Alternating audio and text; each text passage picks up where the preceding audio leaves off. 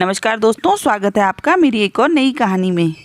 पूजा निर्मला जी और महेश जी की इकलौती संतान थी। पूजा की शादी की उम्र हो चुकी थी। उनके बड़े अरमान थे कि वे अपनी बेटी के लिए बहुत अच्छा रिश्ता ढूंढेंगे। एक दिन पूजा ने अपने माता पिता को बताया कि वो किसी लड़के से प्यार करती है और उसी से शादी करना चाहती है।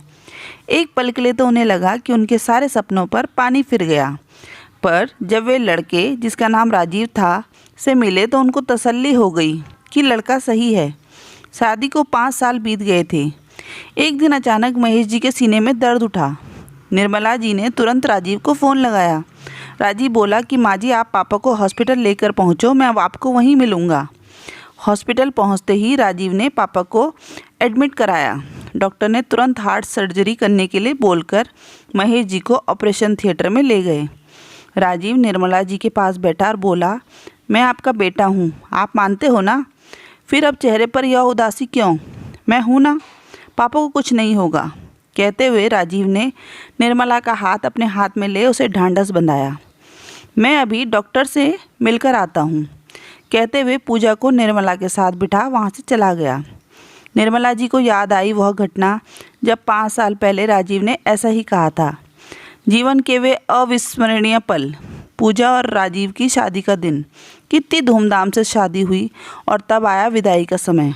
निर्मला जी बहुत रो रही थी। तभी राजीव ने निर्मला के हाथों को अपने हाथों में ले बोला, मैं आपका बेटा हूँ, आप मानते हो या नहीं? रोती निर्मला के चेहरे पर उस वक्त मुस्कान आ गई थी। आंसू पोंछते हाँ में सिर हिलाया। तो फिर रोना बंद कर दीजिए, कहिए तो मैं अपने मम्मी पापा को बोल दूँ मेरी विदाई करा दें। मैं पूजा के साथ आपके पास ही रह जाऊंगा। वहीं खड़े खड़े राजीव तेज आवाज़ में अपनी माता शोभा जी से बोला, मम्मी, मेरा सूटकेस पैक कराकर भिजवा देना। पूजा की विदाई के लिए खड़े सभी परिवारजन हंसने लगे। सभी के मायूस, उदास और रोते चेहरे पर हंसी आ गई। राजीव के खुशमिजाज स्वभाव ने सभी के दिल में अपनी जगह पहले ही बना ली थी। चलो चलो, कोई विदाई नहीं होगी, हाथ हिलाते सभी को इशारा किया। राजीव ने बोला, जब माँ जी खुशी खुशी पूजा को मेरे साथ भेजेंगी तभी मैं जाऊंगा, या फिर जब माँ जी को पूरी तसल्ली हो जाएगी कि मैं उनकी बेटी की देखभाल उनकी ही तरह अच्छे से कर लूँगा।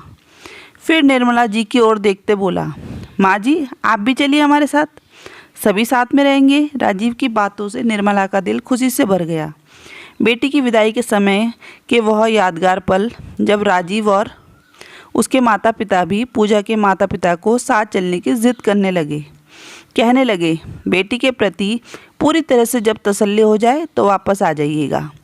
वर पक्ष वालों के मुँह से इतना सुनना तो वधू पक्ष वालों के लिए कल्पना से ही परे था। उनकी बातें ही नहीं, उनकी विस्तृत सोच वधू पक्ष वालों के प्रति आदर सम्मान, समय और परिस्थिति के मुताबिक ढलने वाले ऐसा परिवार मिलना वास्तव में भाग्य की बात ही थी। निर्मला और महेश की इकलौती बेटी की विदाई में माता पिता फूट फूट कर रो रहे थे। राजीव भी उनकी मानसिक व्यथा को समझ रहा था। साथ ही वह यह भी दर्शाना चाहता था कि दामाद के रूप में उन्हें बेटा भी मिला है, जो बेटी के साथ साथ उनके हर सुख दुख में उनका साथी बनेगा। वे खुद को कभी अकेला महसूस न करें। जब भी ज़रूरत होगी वह उनके साथ खड़ा रहेगा। दुखी मन से पूजा की विदाई उस वक्त हो गई। आज सालों बाद भी राजीव अपने वादे का पक्का निकला। महेश की हार्ट सर्जरी के लिए पूजा के साथ अस्पताल में मौजूद था। निर्मला ने वास्तव में बेटी के साथ साथ दामाद के रूप में बेटा भी पा लिया है। उसका जीवन सफल हो गया। अस्पताल में राजीव ही रुकता, निर्मला जी को और पूजा को घर भेज देता। महेश जी के सफल ऑपरेशन और डिस्चार्ज होने के बाद घर पर भी राजीव कुछ दिन रुका। पूजा को कुछ और दिन अपने माता पिता की सेवा के लिए छोड़ अपनी नौकरी पर वापस आ गया। जिस प्रकार बेटियां 2 घरों को रोशन करती हैं, वैसे ही बेटों का सिर्फ अपने माता पिता के प्रति ही नहीं, अपनी पत्नी के माता पिता के प्रति भी कुछ कर्तव्य होते हैं जिन्हें उन्हें निभाना चाहिए। इससे उनका स्थान पत्नी के दिल में और ऊंचा हो जाता है। बड़ों का आशीर्वाद और शुभकामनाएं भी मिलती हैं। दोस्तों, आज की कहानी आपको कैसी लगी हमें कमेंट में ज़रूर बताएं।